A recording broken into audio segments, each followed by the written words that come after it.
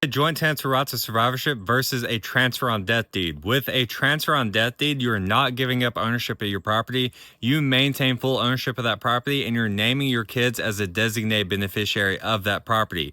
Then when you pass away, that property will automatically transfer down to your kids or whoever you have named as a designated beneficiary.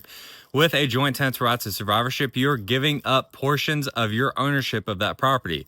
And so let's say you jointly own that property with your kids and you have one child. You will each own equal shares of that property together, so you will each own 50% of that property.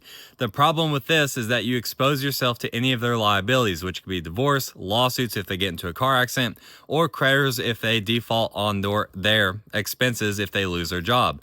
But with joint transfer rights of survivorship, when one of you passes away, your portion of that property will automatically transfer down to the surviving co-owner.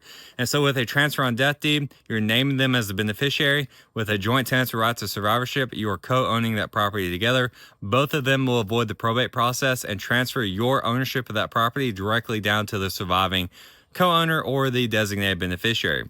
If you want help setting this up, click the link in the bio, fill out the form, and schedule a time to talk to someone on our team.